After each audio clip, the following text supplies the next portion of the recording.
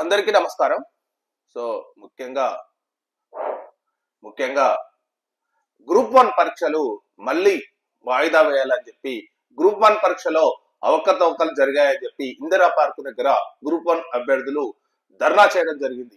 ఇక్కడ రెండు విషయాలు మనం ఒకటి గమనిస్తే తెలుగు మీడియం విద్యార్థులకు చాలా అన్యాయం జరిగింది. మీరు ఒక్కటి గమనించండి, 563 పోస్టులలో 100 పోస్టులు తెలుగు మీడియంకి వచ్చినాయి, మిగతా 400 పోస్టులన్నీ ఇంగ్లీష్ మీడియంలోకి వచ్చినాయి. ఇంకొకటి, ఉర్దూ మీడియంలో రాసిన 9 మందికి 7 మందికి గ్రూప్ 1 పోస్టులు రావడం జరిగింది.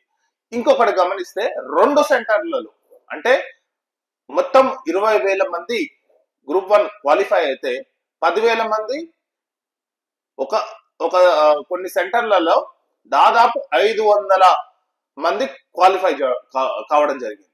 అంటే సబ్జెక్ట్ టు కరెక్షన్ ఒక 2 సెంటర్లు అంటే అన్ని సెంటర్లలో చూస్తే 10,000 మంది కొన్ని సెంటర్లో అటెండ్ అయితే 10,000 మంది కొన్ని సెంటర్లో అటెండ్ అయితే ఆ 10,000 అటెండ్ అయిన సెంటర్ల నుంచి చాలా మంది గ్రూప్ 1 పోస్టులు అంటే అది సెలెక్ట్ కావడం జరిగింది. ఇక్కడనే చాలా మంది డౌట్లు ఉన్నాయని చెప్పి ధర్నాలు చేయడం జరుగుతుంది అనమాట. ముఖ్యంగా మన బీసీ నేత ఆర్ కృష్ణయ్య కూడా ఈ ధర్నాలో పాల్గొనడం జరిగింది. సో ముఖ్యంగా మనం ఇప్పుడు ఆర్ కృష్ణయ్యను ఒకసారి కనుక్కుందాం.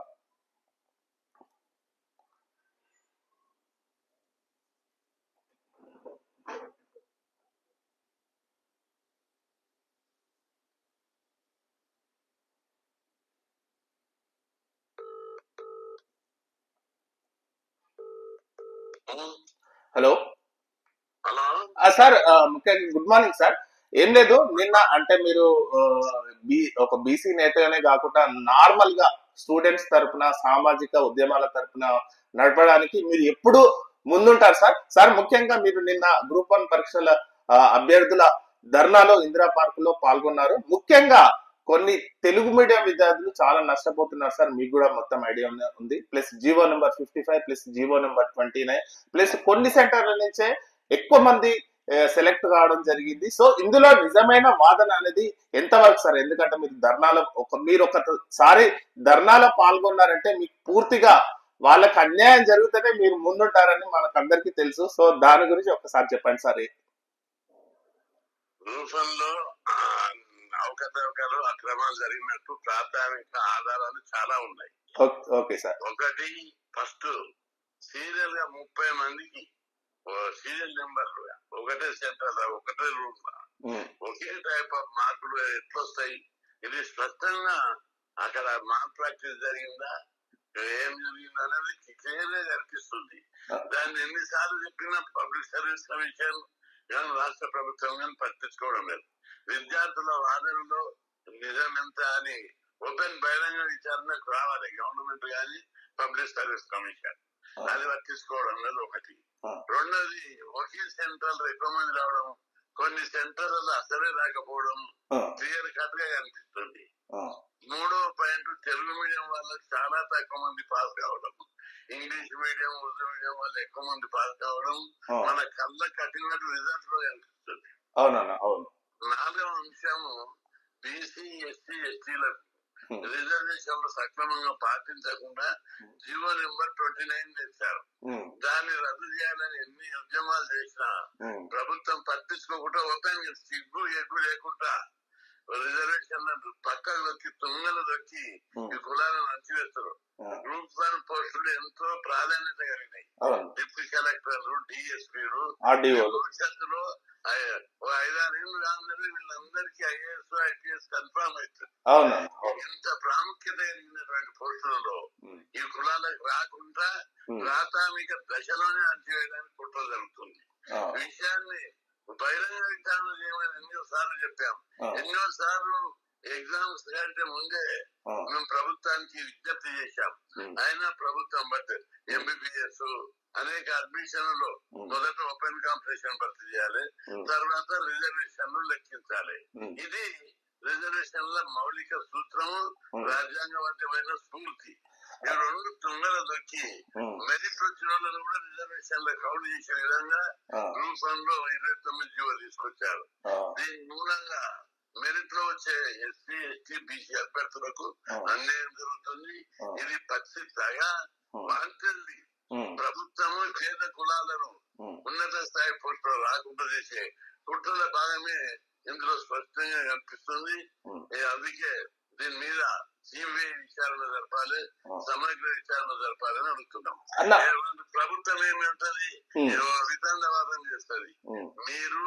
మేము అనేక రోజుల తర్వాత రిలీజ్ కాదు, మేము పోరాడితేనే వచ్చింది. కేసీఆర్ పీరియడ్లోనే చేశాం. కాకపోతే రెండవసారి పోస్టులు పెంచారు కొన్ని.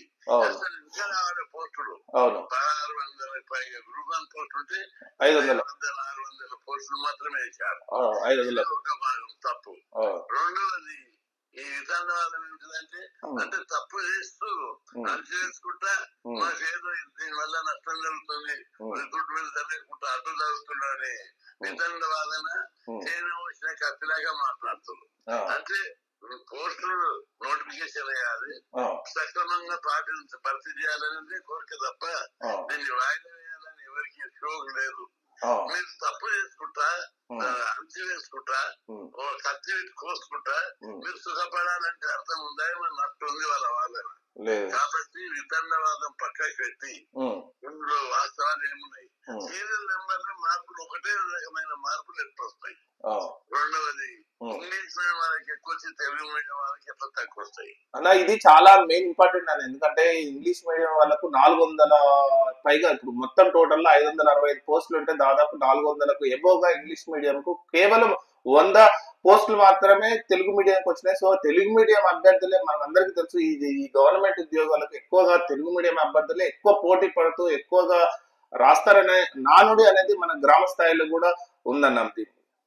దీనివల్ల ఇట్లా తెలుగు మీడియం అన్యాయం చేయడం వల్ల గ్రామీణ స్థాయి వాళ్ళకు బాగా ఒక్కొక్కరికి కష్టపడి 10 ఏళ్ల నుంచి చదువుతున్నారు, ప్రిపేర్ అవుతారు. గ్రూప్ 10 ఏళ్ల నుంచి ప్రిపేర్ అయ్యేటానికి, మంచి మెరిట్ మార్కులు వచ్చేటానికి, కెపాసిటీ ఉన్నోనికి ఎఫిషియెంట్ పర్సన్ కు జాబ్ రావడం ముఖ్యమా, నీ యొక్క అడ్మినిస్ట్రేషన్ కోసం నీ కులం ముఖ్యమా? అందుకే కొన్ని కులాలకే 1-2 కులాలకే ఎక్కువ పోస్టులు వచ్చినాయి. అది క్లియర్ గా అనిపిస్తుంది. ఇవన్నీ బీసీలను ఎస్సీలను ఎస్టీలను తొక్కు పెట్టడంలో భాగంగానే ఇట్లా చేస్తున్నారు. అందుకే దీని మీద విచారణ జరపాలి. 29 జీవోను తీసేయాలి ఇమీడియట్ గా అని చెప్పి డిమాండ్ చేస్తున్నాం అన్న. ఇంకోటి ఎందుకంటే ఇప్పుడు ఈ మధ్య కాలంలో గ్రూప్ 1 పోస్టులు అనేది చాలా రోజుల తర్వాత మనందరికీ తెలిసిందే. లాస్ట్ టైం కూడా వేసినట్టయితే కొంచెం అది ఇష్యూ వల్ల, లీకేజ్ వల్ల అక్కడ టిఆర్ఎస్ గవర్నమెంట్ అది క్యాన్సిల్ అయిపోయింది. మళ్ళా ఇప్పుడు ఇది అంటే ఇది గవర్నమెంట్ యొక్క లోపమా అన్న? ఎందుకంటే ఎంతో మంది ప్రిపేర్ అవుతారు. సరే మనం కొంచెం అన్యాయం జరిగింది అనేది ఒక పార్ట్ అయితే, ఎంతో మంది పోటీకి ప్రిపేర్ అవుతున్న తరుణంలో టీజీఎస్ అంటే గవర్నమెంట్ సరిగ్గా నిర్వహించక, ఇవన్నీ సమతుల్యత ఏర్పరచుకోక ఈ రోజు ఎలక్షన్ రిజల్ట్ వచ్చినాక ఇట్లాంటి ఇష్యూలో ఇరుక్కోవడం అనేది చాలా బాధాకరం. దీనివల్ల నిజమైన స్టూడెంట్స్ కూడా చాలా నష్టపోతారు అన్న. ఏళ్ళ తరబడి ప్రిపేర్ అవుతారు, కోచింగ్ తీసుకుంటారు. వాళ్ళందరికి ఎంత నష్టం? టైం వేస్ట్, వాళ్ళ పెళ్లిళ్ళు చేసుకోకుండా వాళ్ళంతా రాత్రి మొదలు చదువుకుంటా ప్రిపేర్ అయ్యే వాళ్ళకు అసలు అక్కడ కనిపించకపోతే ఎంత బాధ ఉంటది? కాబట్టి ప్రభుత్వం ఆ కోణంలో చూస్తారు. ఇది భర్తీ చేసి చేతులు దుట్టుకోవాలి. మా ఊళ్ళో మా గ్రూప్ వస్తే చాలు, మా కులానికి వస్తే చాలనే పద్ధతిలో సిగ్గు ఎగ్గు లేకుండా పోతారు. తిరుగుబాటు జరుగుతుంది. అధికారం ఉందని ఇష్టం వచ్చినట్టు పోతే బాగున్నది. గతంలో అనేక ప్రభుత్వాలను చూసాం. వాళ్ళందరూ కూడా తప్పులు జరిగితే సరిదిద్దుకున్నారు. ప్రభుత్వం సరిదిద్దుకోవడానికి సిద్ధపడతలేదు. సరిదిద్దాలి. ప్రజా ఉద్యమాలకు ఎవరైనా తలగాలి. న్యాయం ఉన్నది వాదనలు అంటే వినాలి. అందుకే ప్రభుత్వం ప్రత్యేకంగా తీసుకోకుండా వాస్తవాలను గుర్తించడానికి చర్యలు తీసుకోవాలి.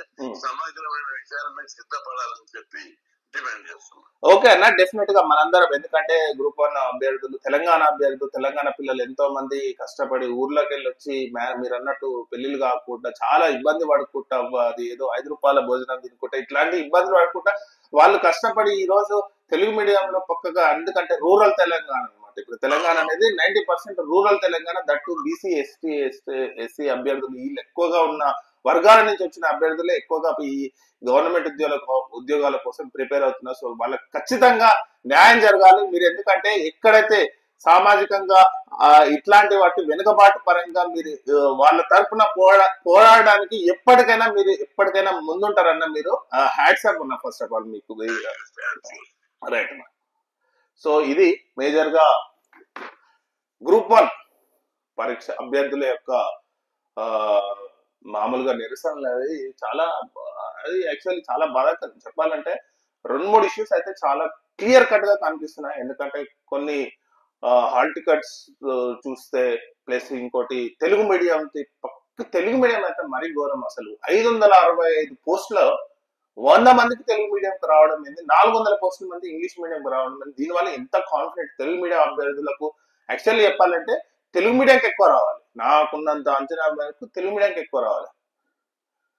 అదొకటి. ప్లస్ కొన్ని 2-3 సెంటర్లకు వెళ్ళి రాసిన అభ్యర్థులలో ఫర్ ఎగ్జాంపుల్ 1700 మంది ఒక సెంటర్ నుంచి రాశారు, 1700 మంది ఒక సెంటర్ నుంచి రాశారు. ఈ 2 సెంటర్ల నుంచి 40 మంది 80 మంది విద్యార్థులు ఈ 2 సెంటర్ల నుంచే ఎన్నికయ్యారు, సెలెక్ట్ అయ్యారు. మిగతా అభ్యర్థులు మిగతా సెంటర్ల నుంచి 5-10 మంది సెలెక్ట్ అయ్యారు. ఈ 2 సెంటర్ల నుంచి 40 మంది సెలెక్ట్ అయిన ఒక పెద్ద వాదన గ్రూప్ 1 అభ్యర్థుల నుంచి. సో ఇట్లాంటి ఇష్యూస్ చాలా ఉన్నాయి. సో మరి ప్రభుత్వం ఇది చాలా సీరియస్ గా మారుతుంది. ఖచ్చితంగా చెప్తున్నా, HCU భూముల లెక్క మీరు గవర్నమెంట్ పట్టించుకోకుండా ఏం చేస్తారులే అనుకుంటే సుప్రీంకోర్టు వచ్చి మామూలుగా వార్నింగ్ ఇవ్వాలి. సుప్రీంకోర్టు ఏమని చెప్పింది, అక్కడే జైలు కట్టి అక్కడనే పెడతామని చెప్పింది మిమ్మల్ని. సో గవర్నమెంట్ చాలా ఖచ్చితంగా కన్సర్న్ చేయాలి. గ్రూప్ 1 అభ్యర్థుల ఏదైతే ఉన్నాయో అవన్నీ కన్సర్న్ చేసి, ఎందుకంటే ఇప్పుడు హైకోర్టు ఇది స్టే కూడా ఇచ్చింది. ఇప్పుడు గ్రూప్ 1 పరీక్షలపై హైకోర్టు స్టే ఇచ్చింది. ఏమని ఇచ్చింది, మీరు నియామక పత్రాలు ఇవ్వద్దు, మీరు సర్టిఫికేట్ వెరిఫికేషన్ చేసుకోండి, అంతవరకు వెరిఫికేషన్ చేసుకొని స్టాప్ చేయండి, కానీ ఈ గ్రూప్ 1 నియామక పత్రాలు మాత్రం ఇవ్వద్దని చెప్పి స్టాప్ చేసింది. సో దీనివల్ల ఎంతమంది నిజాయితీగా కష్టపడ్డ విద్యార్థులకు ఎంత నష్టం జరుగుతుంది. సో దీనిపై గవర్నమెంట్ ఖచ్చితంగా కన్సర్న్ చేయాల్సిన అవసరం మాత్రం ఉంది. సో ఇది. Thank you very much.